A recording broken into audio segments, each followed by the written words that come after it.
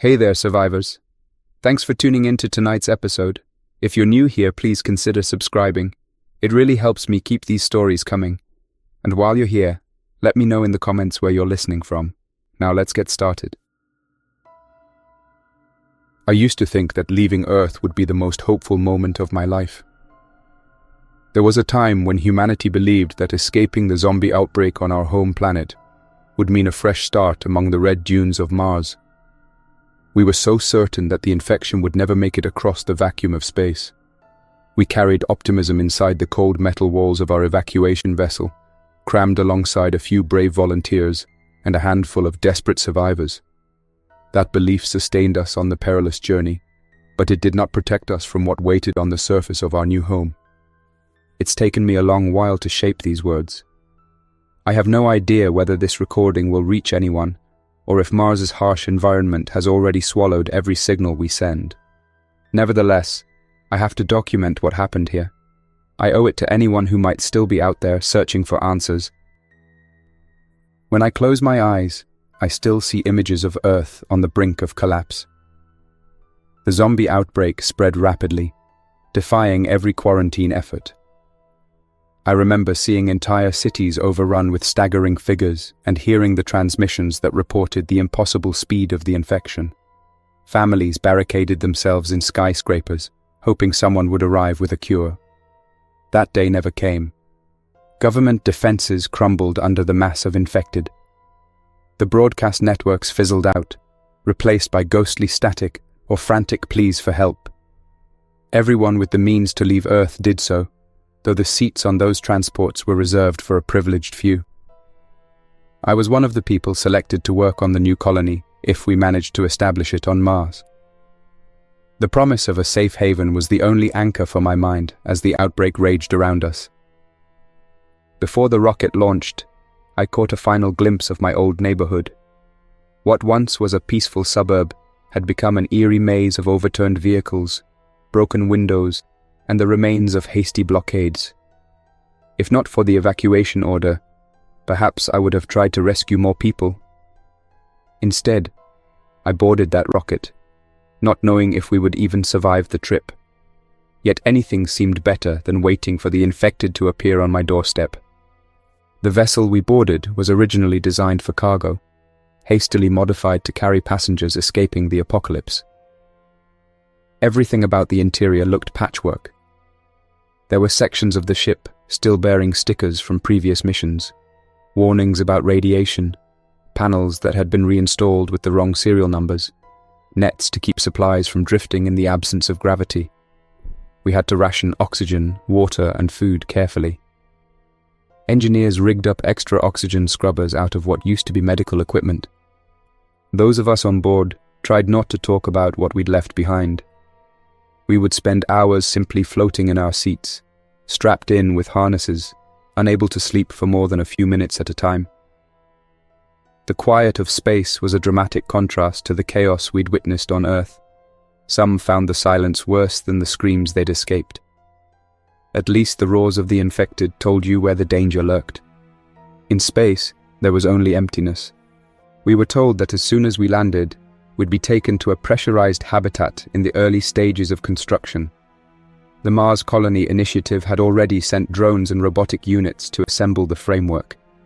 The idea was that any survivors who made it there could expand the habitat and create a self-sustaining settlement. We believed that once we passed through the airlock, we'd be safe from everything that haunted us on Earth.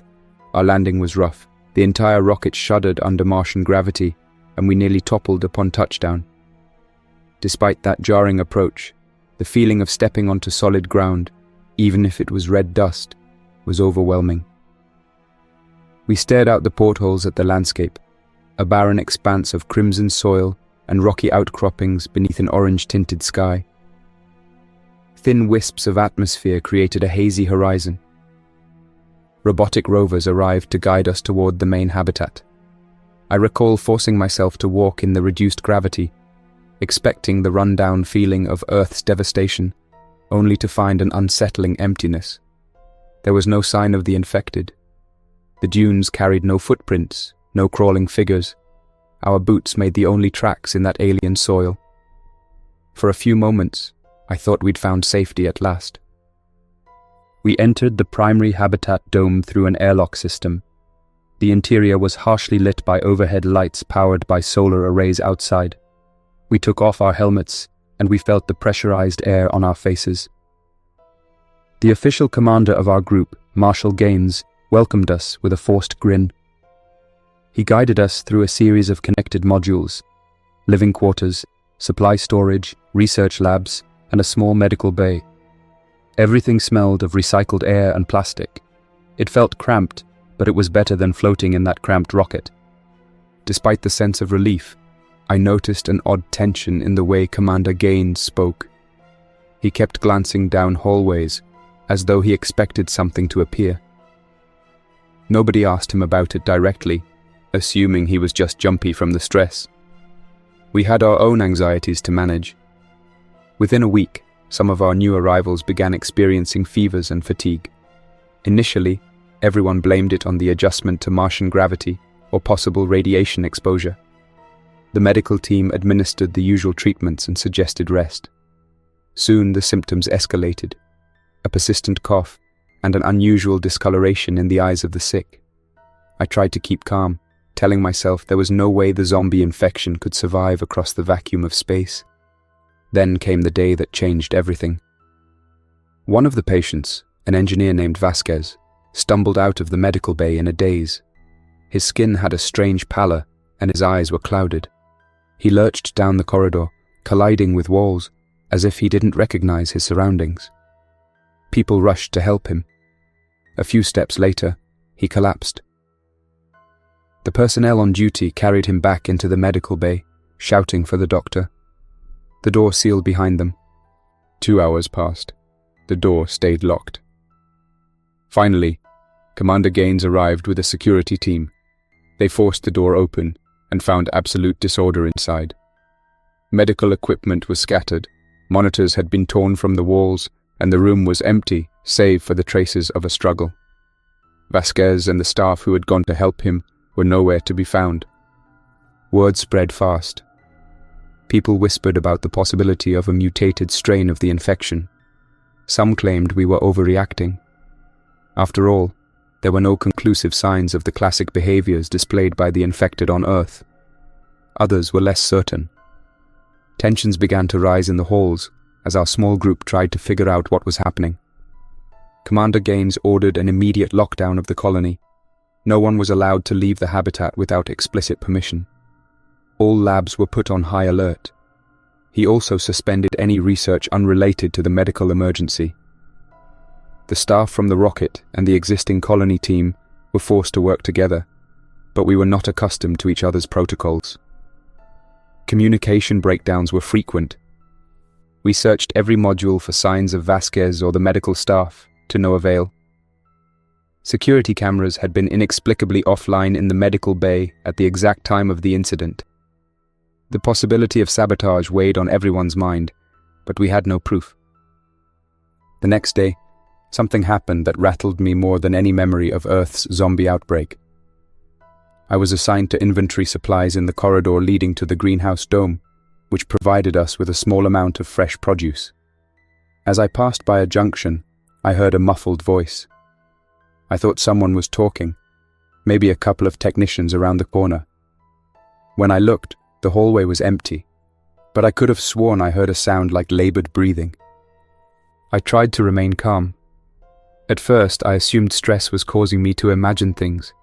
Yet the instant I turned to continue on my way, I heard a click, like a footstep on the metal flooring. I spun around. The corridor was silent and still. The overhead lights hummed quietly. My palms felt clammy inside my gloves. I made my way out of that hallway as quickly as I could, making no mention of the incident, not wanting to stoke panic with unverified stories. At the same time, we noticed bizarre malfunctions occurring in various systems around the colony. Power surges would randomly knock out lighting in certain modules. Oxygen levels would dip without explanation, only to stabilize minutes later.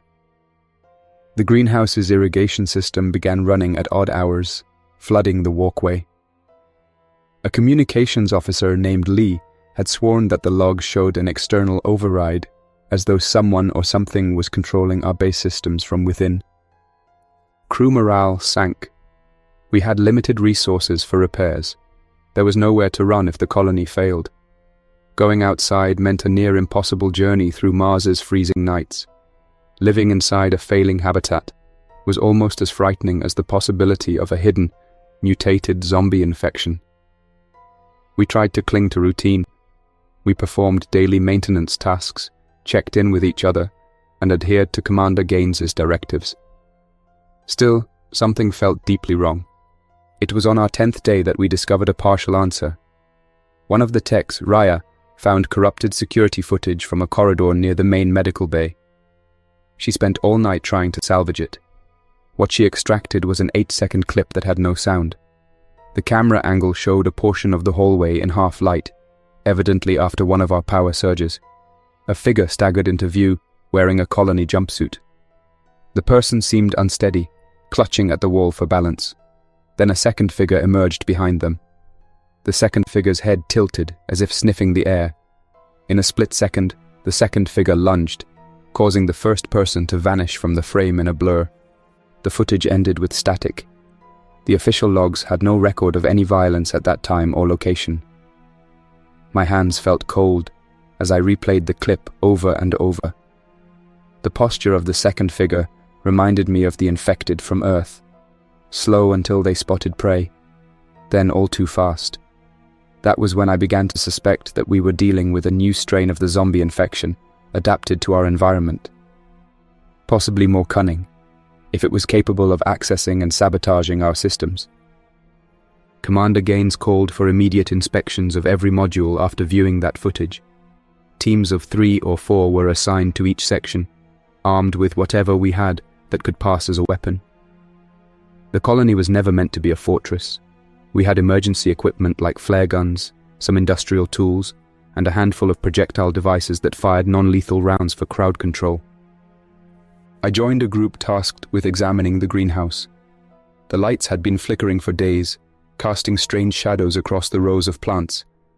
Despite the sickly glow, the vegetation was doing its best to survive. We walked among the hydroponic trays, scanning for any signs of movement. Several times, we caught glimpses of shifting silhouettes, but upon investigation, we found nothing. We left feeling more unsettled, convinced something was always a few steps behind us. 2 nights later, an alarm reverberated through the corridors. Everyone in the living quarters jolted awake. Over the intercom, a garbled voice announced a containment breach in the engineering wing. We scrambled to suit up in gear for potential hazards, and then we rushed to the location. About half of the overhead lights were out, creating an unsettling strobe effect from emergency beacons. We found an engineer named Colin, trying to barricade a hallway door. His eyes were wide with alarm as he called for help. Beyond the door, we saw a glimpse of at least one infected figure. The creature's body twitched with unnatural motions, and its face was hidden behind the glare of a broken overhead light. The environment suit on its body was torn, revealing patches of lifeless-looking skin. It stared at us, then began ramming against the barrier with surprising force. Commander Gaines ordered us to seal off that entire wing and reroute the power to maintain the blockade. We heard inhuman snarls echoing from behind the reinforced metal. The pounding finally faded, but none of us took a breath of relief. If even one infected figure was inside the colony, more could be lurking.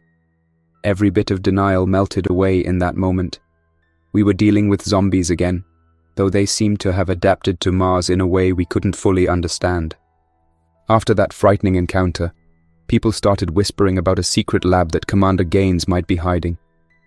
Some speculated that unauthorized experiments were taking place, possibly related to the infection. I tried to push those rumors aside, but the repeated malfunctions in the colony's systems and the shifting power dynamics fueled suspicion.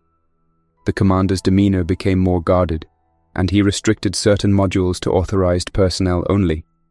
One evening, I confronted him in the corridor outside the communications room. I asked point blank if he knew something about how the infection had gotten here. He gave me a tight-lipped look and said nothing. His silence weighed heavily, hinting that there was more to this story than we realized. Our population began to dwindle. Some individuals simply stopped appearing for morning check-in. At first, we thought they were just in other wings, trying to repair systems or quarantining themselves if they felt ill. Then entire rooms appeared ransacked with no one inside. The only clue was the occasional smudge of blood on a wall or a piece of torn fabric. A dreadful pattern emerged.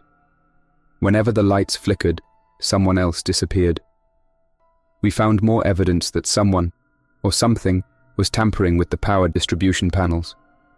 The few who guarded these panels reported hearing metallic scraping sounds in the darkness, as if the infected were learning how to disable our defenses. One of the most terrifying moments came when the colony's oxygen supply began showing irregular dips. We realized that without a stable supply, everyone inside would eventually suffocate. The environment outside was unbreathable. We suspected sabotage again, and investigating it meant walking through corridors that might harbor zombies lurking around any corner. We did it anyway. I joined a team that included a technician, Samira, and a security officer, Brett. We headed to the oxygen control module, following flickering lights and the distant hum of ventilation fans. The door to the control room stood partially open, which was highly unusual. Inside, we found machinery in disarray. Panels had been pried open, wires dangled, and coolant leaked onto the floor. The overhead lights kept dimming. As Samira tried to diagnose the damage, Brett and I swept the perimeter. We soon realized the door on the far side had been forced open from the inside. Something had come and gone. We had little time to investigate thoroughly because the oxygen readouts were dropping too rapidly. Samira managed to patch the worst of the leaks. We reconnected wires in a hurried attempt to keep the life support running. The entire time, I couldn't shake the feeling that a pair of eyes was watching us from the shadows. A slight clank in the ventilation duct made us freeze. We stared at that duct opening, half expecting something to crawl out. Only a faint hissing sound emerged, maybe just the pressure in the vent. We sealed what we could and raced back to the main habitat. For the moment, we had restored partial oxygen flow, but nothing felt like a true solution. We were clinging to life with improvised fixes, hoping we weren't just prolonging the inevitable. A handful of us decided we needed answers from Commander Gaines. If there was a hidden project related to the original outbreak, we had to uncover it. Our group confronted him in the command module, where he was hunched over a terminal, scanning data readouts. He seemed exhausted, with dark circles under his eyes. He resisted at first, claiming he was protecting us from secrets best left buried. Under mounting pressure, he finally confessed. He claimed that before the zombie outbreak reached worldwide proportions on Earth, a covert team had been working on an anti-infection treatment. Samples of infected tissue were secretly sent to Mars for research in hopes of finding a vaccine safe from contamination on Earth. The infected tissue was stored in a sealed lab in the deeper levels of the colony, where only top-level personnel could go. When the colony expanded, that lab was forgotten, or so they thought. Gaines explained that it seemed the containment protocols failed at some point. The strain they brought was either never neutralized or mutated under Martian conditions. This new variant was more patient, more stealthy. Instead of forming hordes, it seemed to hunt in smaller groups, picking people off one by one. If it had truly adapted, then typical methods of dealing with zombies might not be sufficient. We demanded that Commander Gaines give us access to the hidden module. Reluctantly, he agreed, on the condition that we maintain complete quarantine procedures. We gathered supplies, portable lights, protective suits, some tools that could double as weapons. Our group included me, Samira, Brett, and a few others determined to find a solution. The corridor leading to the restricted lab was in poor shape. Much of it lay in near darkness, with only emergency lights casting a faint glow on the walls. Doors were jammed or partially welded shut, forcing us to use power cutters. The labyrinth of passageways felt like a trap, especially with the knowledge that infected figures might be roaming these corridors. Eventually, we reached a hatch labeled with biohazard symbols. Beyond it was a large chamber lined with containment pods. Some pods were empty. Others held shriveled samples that had once been living tissue. The atmosphere stung with the smell of chemicals. We discovered several terminals showing unread logs. Samira accessed them, her expression growing more serious with every line she read. The logs detailed unsuccessful attempts at synthesizing an antidote, unstable test subjects, rapid mutations. The final entry read, "Containment compromised, all research staff missing, shutting down project, notifying commander, urgent." That message was never sent. We spotted dried stains on the floor, along with medical instruments scattered around. This was ground zero for a Martian-born infection. Inside that lab, we found something else. A half-finished radio transmitter. It seemed the missing research staff had tried to call for help. Strange modifications on the transmitter implied that someone with advanced knowledge had been working on it. The presence of complex sabotage to the colony's systems suggested that the infected might still be using the lab's equipment, or that some infected individuals retained a twisted version of their previous intelligence. That possibility was far more unsettling than the mindless hordes we dealt with on Earth. Suddenly, a metallic crash echoed through the lab. Brett signaled for us to remain silent. We shone flashlights into the darkness, revealing a partially open containment pod.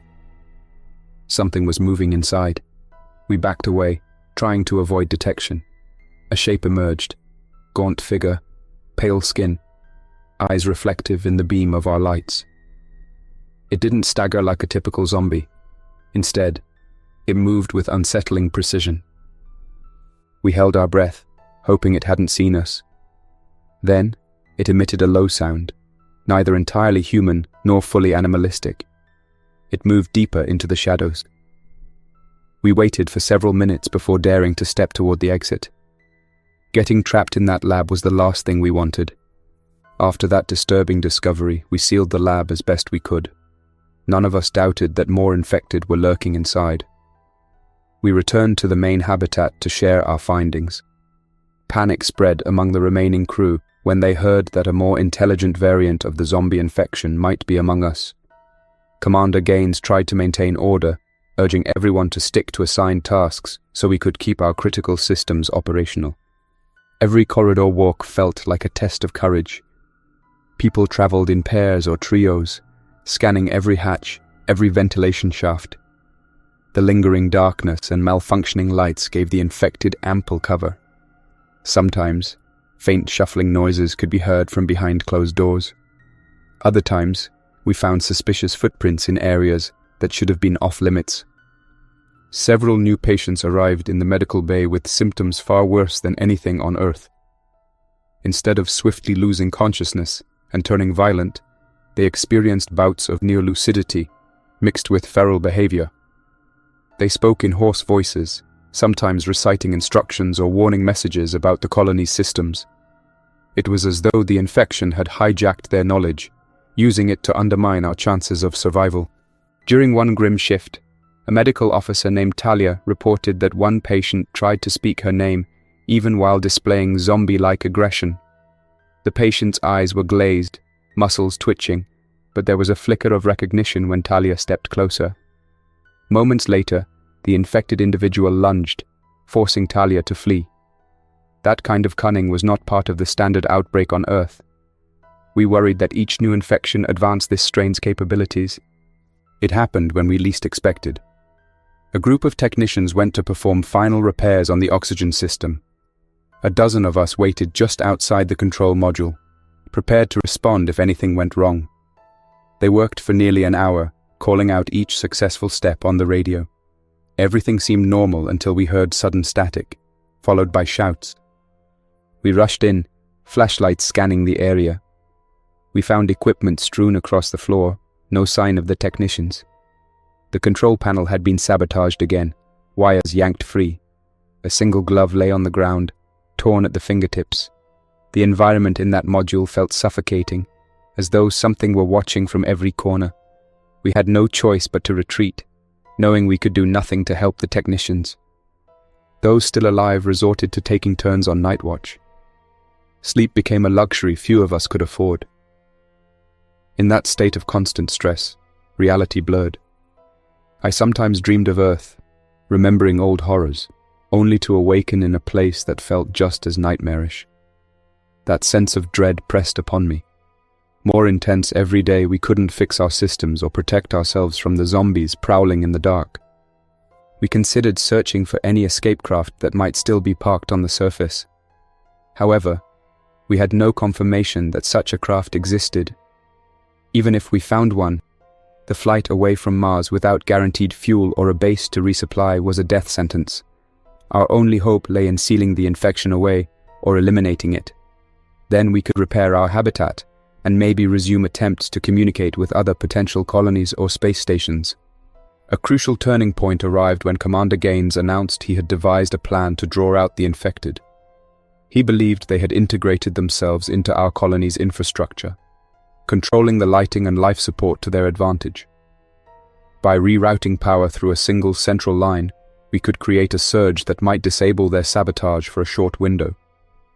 The risk was huge. If the infected discovered our plot, they would strike before we could complete it. Still, it was the only plan we had. We prepared as best we could, assigning small teams to secure each vital area. The objective was to funnel the infected toward a bottleneck, then trap them. At the scheduled time, Commander Gaines led the operation from the colony's central command console. He typed in override codes, entering commands to unify the power grid. Alarms began to blare. I heard scraping sounds from the ventilation shafts as if the infected were already on the move. Then, an emergency override flashed on the monitors. Something was counteracting our plan. We saw a figure appear on the command console's security feed, just behind Gaines. It was an infected crew member, possibly a researcher from the secret lab. Before any of us could react, the feed cut to static. We rushed toward the command console, but by the time we arrived, Gaines was gone. A single droplet of blood stained the keyboard. The override codes flashed on the screen, incomplete. Our last real leader had vanished in the face of that unstoppable threat. With Commander Gaines gone, the chain of command crumbled. Fear took hold of the survivors. Some tried to hide in supply closets or seal themselves into smaller modules, hoping the infected wouldn't find them. Others continued attempts at patching the failing systems. A few, like myself, gathered weapons and supplies, intending to make a final stand or possibly flee if any vehicle was available. Even the greenhouse started to wither. Without stable lighting and irrigation, the plants that had provided a measure of hope began to droop and die. The atmosphere in the colony grew stale, telling us that the oxygen system was dangerously close to a total breakdown. We were living on borrowed time. I found myself wandering the corridors alone after being separated from my team during another power outage. The overhead lights blinked in and out, giving me momentary glimpses of the path. Every so often, I thought I saw movement at the edge of my vision. Once I rounded a corner and nearly tripped over a discarded tool. The corridor beyond was pitch black, and the silence felt eerie. If an infected figure stood in that darkness, I would have no way of knowing until it was too late. I considered turning back, but I had no idea which route might lead me to safety. I gripped my flashlight and moved forward slowly. A door hissed, half open, beckoning me. I stepped inside, discovering a small control station with monitors flickering. One screen showed a live feed of the colony's external cameras. A swirling dust storm raged outside, making the idea of escaping to the surface even more daunting. In that control station, I managed to contact a fellow survivor, Ria, through the short-range intercom.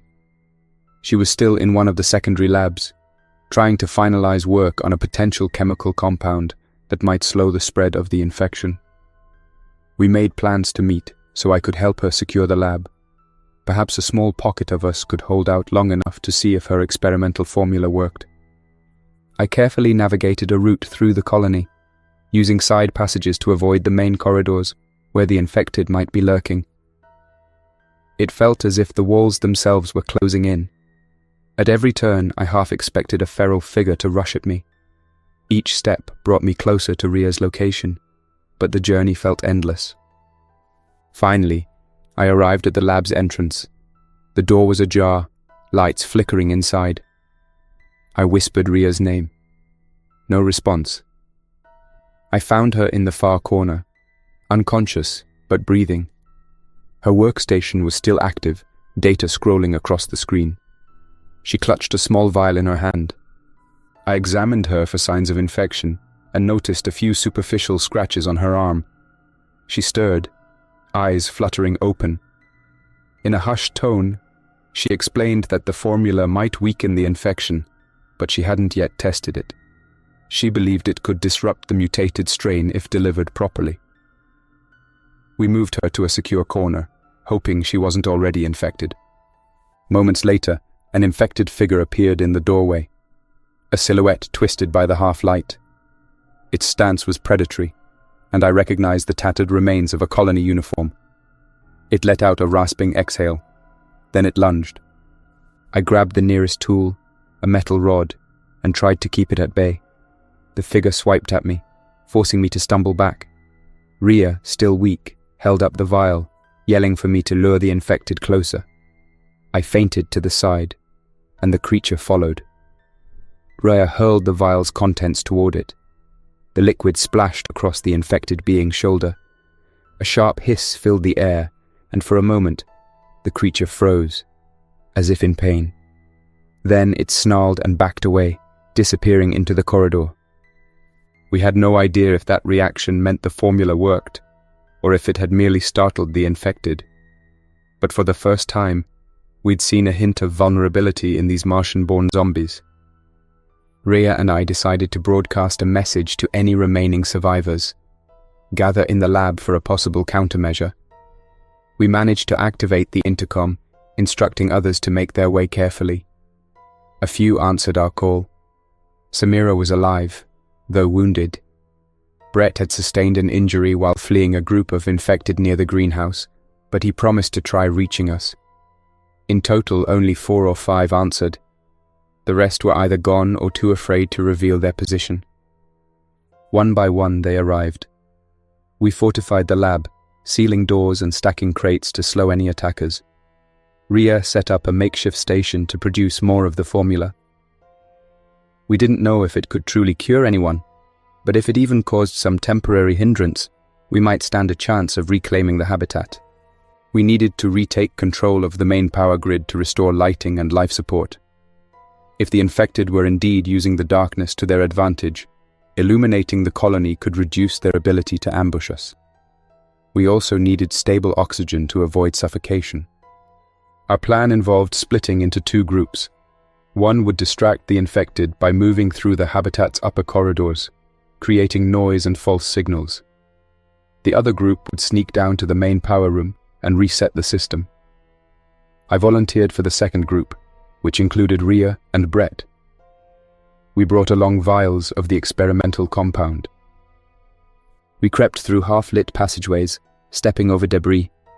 Every few meters, we paused to listen for scuttling sounds or distant exhalations. Brett held a modified stun device. Ria carried the container of vials. I tried to watch our rear, ensuring we weren't being followed. We reached the door of the main power room. It was jammed, so we forced it open. Inside, the control panels blinked with error codes. The constant hum told us the system was still partially operational, but sabotage had crippled it. Ria went straight for the manual override console, rummaging through wires, trying to connect them properly. Suddenly, a shape dropped from the ceiling. One of the infected had been hiding in the maintenance crawl space. It landed near Ria, blocking her way. Brett lunged with his stun device. Sparks erupted, and the creature recoiled. Ria seized the opportunity to splash it with one of the vials. The infected figure staggered, a strange sizzling noise echoing through the air. Then it let out a guttural hiss and leapt onto the ceiling, scrambling away into the darkness. Shaken, we realized that the formula didn't cause immediate incapacitation, but it did force the infected to retreat. That window gave Ria enough time to finish wiring the power override. She flipped the final switch, and the colony's lights roared to life, flooding corridors and modules with illumination. For a moment, the bright lights felt like victory. We heard cheers on the radio from the other group. Then, a deafening alarm blared. The sabotage had triggered a chain reaction in the oxygen system. With power restored, the system was venting air faster than the colony could replenish it. We scrambled to shut it down, but the controls for that subsystem were offline. If we couldn't fix it quickly, the habitat would bleed out its breathable air. In that moment of crisis, we had to decide whether to keep fighting or try to escape. We had no idea how many infected were still active in the colony. Even if we destroyed them, we might suffocate. Our suits had limited oxygen, not enough for a long trek on the Martian surface. Brett volunteered to head for the oxygen control module and attempt a manual override, while Rhea and I tried to hold the power room. He hurried off, carrying 2 vials of the formula. Over the intercom, we urged any remaining survivors to seek shelter in places with emergency oxygen canisters. Then more infected figures converged on our location. It was as if the bright lights had stirred them into a frenzy. They hammered on the sealed door. We could see them through the window. Cold eyes, contorted expressions, uniforms torn and caked with red dust. Some pressed against the door as if testing its durability.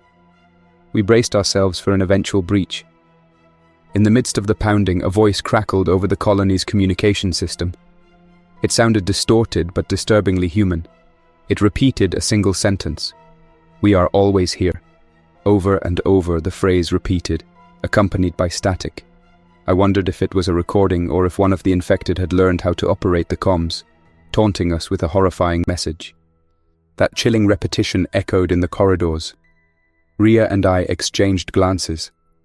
We felt helpless behind that door, waiting for it to give way. Yet we clung to the thought that Brett might restore the oxygen flow, or that others might be barricading themselves in safe zones. Eventually, the door gave out. Several infected creatures poured in. We threw the last of our formula at them. Some recoiled, others kept advancing.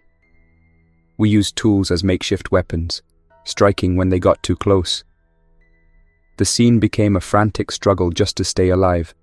One of them grabbed my arm, and I fought to keep its mouth away. Rhea managed to push it off me. In that scuffle, more of them pushed into the room, and the chaos intensified. I shouted at Rhea to flee if she had the chance. She yelled back that we couldn't give up yet. We held our ground, retreating behind a console. The infected circled around, their eyes fixed on us, as if studying our movements. Just as it seemed hopeless, the lights flickered again. A jolt ran through the power lines, and one of the overhead panels burst in a shower of sparks. The infected scattered for a split second, startled by the sudden burst of electricity. I grabbed Rhea's hand, and we bolted out through the partially broken door, slipping past the swiping arms of the creatures. We ran into the corridor, unsure where to go next. We heard an announcement over the intercom from Brett. He had managed to stabilize oxygen levels temporarily, but his location was being overrun. He mentioned something about an emergency rover parked in a lower garage, originally meant for scientific surveys. It might still have enough fuel to travel beyond the colony perimeter. If we reached it, we could drive far enough to avoid the immediate threat of the infected, though we'd still face Mars's harsh environment. Rhea and I decided to attempt this last-ditch plan. We navigated the twisting corridors, passing more signs of struggle. Tools scattered, panels pried open. In a storage area, we found 2 environment suits with partial oxygen canisters. We donned them, praying they weren't compromised. We forced open the door to the lower garage, revealing a small pressurized room containing a rover with thick tires and a reinforced cabin. We sealed ourselves inside the rover. The interior was dusty, but the power cells seemed intact. Rhea worked to bring the systems online while I watched the garage door. A shape moved in the corner, an infected figure, half crouched, perhaps waiting to pounce. I warned Rhea, and she quickly activated the cabin's external strobe lights. The sudden burst of brightness disoriented the figure, allowing us a brief window. We engaged the rover's pressurization process and then opened the outer doors. Martian air rushed in, swirling red dust across the floor. As we rolled out onto the surface, we saw the colony's domes behind us, illuminated by emergency lights. Shadows flickered inside the windows, indicating movement. We had no illusions about the devastation within. The infected had claimed the halls where we once lived. We drove over rock-strewn terrain, searching for any sign of safety. In every direction, we saw only endless dunes and jagged hills. The rover's oxygen supply was limited. The vehicle's navigation system displayed a few potential points of interest, small research stations or emergency shelters. We could only hope one of them might still be operational. Ria slumped in the passenger seat, exhausted. The scratches on her arm worried me, but I said nothing. She stared out the window, lost in thought. Occasionally, we picked up faint signals on the radio, garbled transmissions that might be from other survivors, or might be echoes of old broadcasts. Our odds of finding rescue on this barren planet seemed slim. That is how we abandoned the colony we once thought was our refuge from Earth's zombie apocalypse. We escaped, but we still carry the infection's shadow with us. Perhaps you are listening to this recording from another outpost on Mars, or maybe you're far away from this planet entirely. Whatever the case, know that the outbreak we witnessed on Mars is different, more cunning and adaptive than what destroyed Earth. I don't know how long we can last out here in the Martian deserts, or if we'll find a safe haven, but I do know that nobody should underestimate the reach of the zombie infection. Even the cold vacuum of space and the harsh surface of Mars couldn't halt its spread. If you're out there, learn from our mistakes. Take every precaution. Humanity has a way of clinging to hope, even when logic says we've lost. That hope brought us here, and it keeps us moving across the empty plains. But hope alone can't defeat this infection. We've seen what it can do, how it can hide, manipulate, and strike when you least expect it. I record these words as a testament to our struggle. If you find this, share it. The story of this new horror on Mars must be told. Let it be a warning of what happens when we try to outrun a nightmare without truly understanding it. This infection learns, it adapts, and it devours everything it touches. Once it finds a way in, it never truly leaves. I escaped Earth's zombie apocalypse, only to face a new horror on Mars. And I fear the worst is yet to come. That's all for now. Thanks for listening. If you enjoyed this story, don't forget to like and subscribe for more unsettling creepypastas. Your support keeps my channel alive. Until next time, stay quiet, stay vigilant, and trust nothing, not even the silence.